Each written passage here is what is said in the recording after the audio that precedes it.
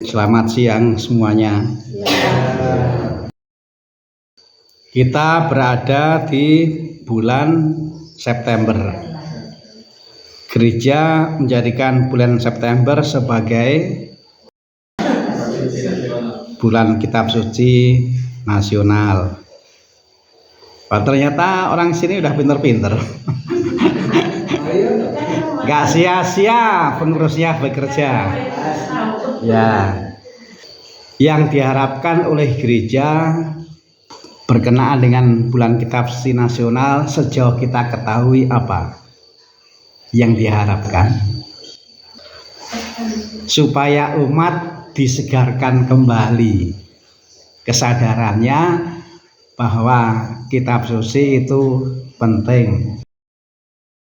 Baca Injil. Ya, supaya membaca Injil. Siapa yang di rumah mempunyai kitab suci? Tepuk tangan. Ini prestasi. Kita harus senang, harus bersyukur karena semua keluarga mempunyai kitab suci dan kitab suci penting. Percaya enggak kalau kitab suci penting? Percaya kan? Maka itu yang menjadi alasan mengapa kita senang, kita bersyukur, bergembira. Karena yang penting itu kitab suci ternyata juga ada di rumah kita masing-masing. Siapa yang punya kegiatan atau jadwal rutin membaca kitab suci yang di rumah? Nggak apa-apa. Nanti kita bersama-sama saling membantu. Karena gereja sebagai keluarga ya kegiatannya yaitu kegiatan rutin gereja sebagai keluarga adalah satu sama lain saling menyemangati, saling membantu. Kemarin waktu saya misa di Cibunut, setelah misa itu kan ada banyak anak yang minta tanda tangan. Memang tidak semua. Ada 2 orang yang mengatakan kalau dirinya sudah punya jadwal rutin membaca kitab suci. Ada yang seminggu sekali, ada yang seminggu 3-5 kali, dan itu rutin. Ada yang membacanya dari HP, ada yang membacanya itu dari HP, tetapi kadang-kadang juga langsung dari kitab sucinya. Anak kecil, SMP. Jadi kitab suci itu bukan sesuatu yang muluk. Tetapi kadang-kadang juga orang masih perlu dibantu, disemangati. Nah, kita mau membantu. Jadi kalau ada orang yang punya kitab suci di rumah bisa membaca, tapi yang bersangkutan belum punya jadwal rutin. Nah, lalu orang ini datang kepada Bapak dan Ibu bertanya, apa yang harus saya lakukan supaya saya disanggupkan untuk punya jadwal rutin membaca kitab suci meskipun nggak ngerti. Kalau saya datang ke sini itu saya bersyukur betul. Untuk saya nggak masalah Pak Nimo belum datang, nggak apa-apa. Yang penting kan konsumsinya sudah ada. Dan terus terang kalau saya mencermati nggak ada satupun yang saya kenali. Memang ada namanya jombro, ada yang namanya apa? Yang dibungkus daun. Saya nggak ngerti ini terdiri dari apa saja, ini cara membuatnya bagaimana, saya nggak mengenali. Tetapi meskipun saya nggak mengenali, kalau itu saya makan, kan hatinya langsung tenang, tentram, menikmati. Meskipun saya itu mengenali, tetapi kalau saya nggak pernah makan, kan tetap saja nggak akan merasakan manfaatnya kan. Nah, itu yang mendorong orang tadi datang kepada Bapak dan Ibu bertanya, apa ya kira-kira yang bisa saya lakukan supaya saya mempunyai semangat untuk membuat jadwal rutin membaca kitab suci. Jelas ya? Siapa yang kira-kira mau menjawab dulu? Yang harus dilakukan itu memberikan penjelasan, memberikan motivasi dan dorongan untuk supaya mereka mempunyai kesadaran diri dalam membaca kitab suci. Tanpa ada dorongan, semangat atau motivasi mata mungkin mereka sadar, karena harus didasari dengan kemauan dan kemampuan gitu. Tanpa kemampuan mah kemudian dilandasi dengan iman yang kuat, keyakinan yang teguh, pasti dia sadar bahwa kitab suci sebagai pedoman hidup untuk dirinya sendiri.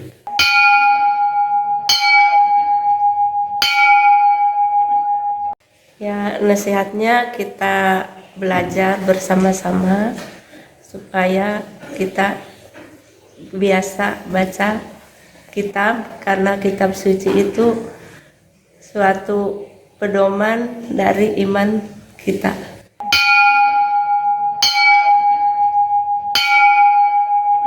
Kita harus ada niat dari hati supaya bisa membaca kitab suci.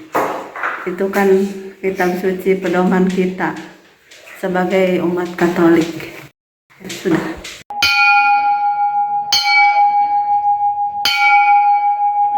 Mungkin semua orang itu tidak bisa membaca karena ya rasanya agak lembut, apa ya kadang-kadang di pandangan mata ya nggak kebaca gitu. Dari saya itu ya mungkin ya kita berkumpul setiap malam minggu kan bisa sharing kan ya. Apa ya, yang penting kan isinya, yang satu ya bisa membaca, apa isinya. Kadang-kadang kan kita untuk membentuk satu iman itu yang mungkin kita bersatu, datang ke gereja, berdoa, membaca kitab suci, membahas kitab suci itu kan bisa membantu juga, itu menurut saya gitu.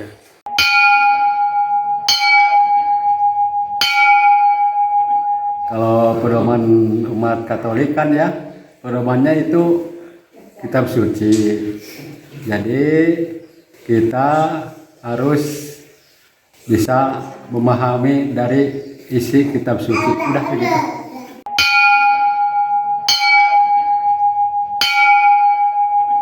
Semua pasti di setiap rumah kan ada kitab suci. Jadi tadi direncanakan atau bisa membagi waktu rutin untuk membaca selama seandainya 5 hari sekali atau 1 minggu sekali. Jadi jangan sampai kita hanya memikirkan usaha untuk duniawi saja, namun kita juga tuh harus bisa membagi waktu untuk supaya menyisipkan waktu untuk supaya bisa kita sering gitu membaca kitab suci.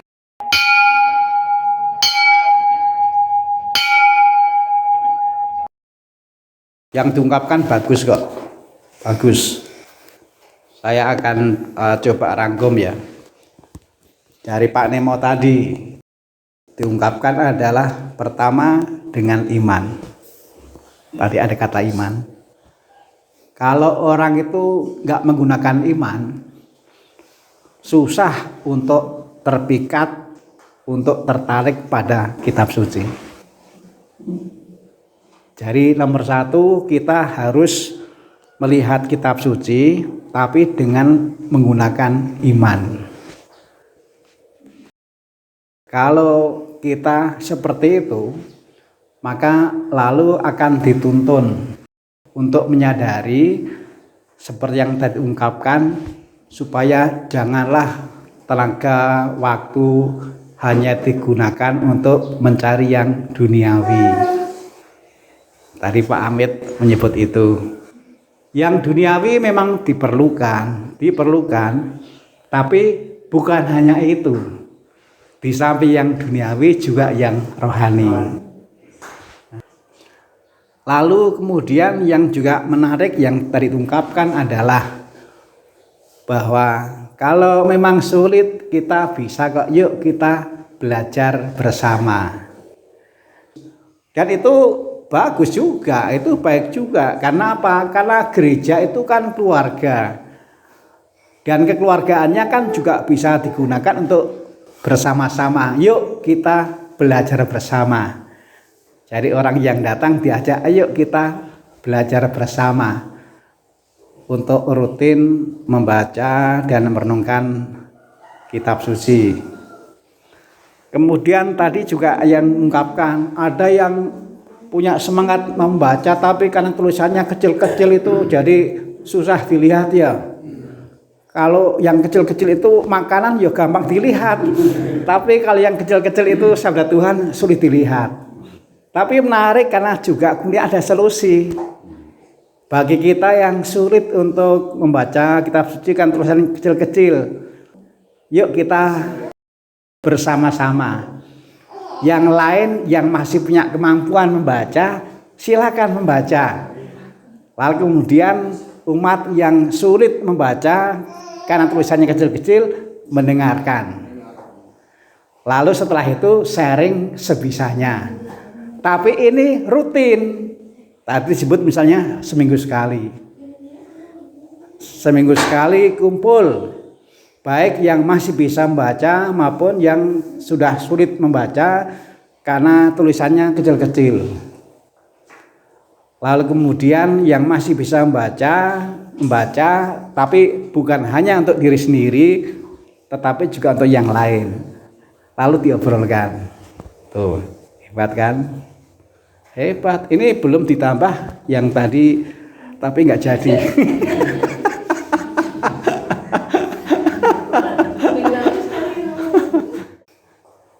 Saya tuh merasa luar biasa. Tuhan itu luar biasa. Meskipun kita ini nggak menyiapkan dulu, spontan, tetapi ternyata yang spontan itu juga bagus.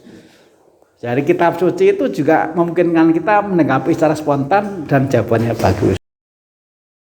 Saya yakin pada dasarnya kita semua itu bisa maju kok. Salah satu cara untuk maju itu adalah yuk kebaikan-kebaikan yang ada digali. Saya siang hari ini berusaha untuk menggali kebaikan yang ada di sini itu apa saya gali kaitan dengan kitab suci. Dan kita semua kan sudah mendengar. Nah itu kan tinggal bagaimana ini kita praktekkan, ya kan? Ini juga akan saya bagikan ke orang lain supaya orang lain juga mendapat inspirasi. Saya kemarin mendapatkan sharing dari seorang bapak. Dia mengatakan kepada saya, Romo terima kasih. Saya kemarin misa pas yang dipimpin oleh saya. Lalu dia mengatakan saya mendapat inspirasi akan saya praktekkan. Yaitu keluarga kumpul, lalu yang anak kalau sudah bisa membaca kitab suci, dia diberi tugas untuk menjadi lektor yang membacakan kitab suci. Jadi ini menjadi lektor tetapi bukan di dalam misa seperti ini, tetapi menjadi lektor di keluarga. Lalu kemudian bapak itu bertanya, harus mulai dari mana ya? Lalu saya mengatakan mulai saja dari yang paling mudah. Mudah dipahami tetapi ini juga nyambung dengan kehidupan sehari-hari. Yaitu dari surat Yakobus. Nah itu mudah dipahami itu. Nah, jadi ternyata jalan untuk mendekati kitab suci itu nggak terlalu sulit. Di sini ternyata jalannya juga ada. Maka sekali lagi saya siang hari ini menggali. Sengaja saya menggali. Karena saya percaya sebenarnya jalan itu juga ada di kalangan umat. Saya gali, nah kita sudah tahu. Tadi Pak Nemo mengatakan tinggal dipraktekkan, nah silakan jaya dipraktekkan. Saya juga akan mewartakan kepada yang lain dan saya percaya pasti yang lain juga nanti pada akhirnya akan memanfaatkan apa yang kita sampaikan. Jadi jalan untuk mendekati sabda Tuhan itu ternyata juga ada di salah satu stasi kita, di stasi Subang Kencana yang termasuk pinggir kan. termasuk pinggir, termasuk yang jauh. Orang pinggiran. Ya, tetapi kita melihatnya adalah Tuhan itu maha adil. Ternyata di sana pun jalan untuk mendekati sabda Tuhan itu juga ada. Terima kasih, kita bersyukur kepada Tuhan. Tuhan memberkati. Amin.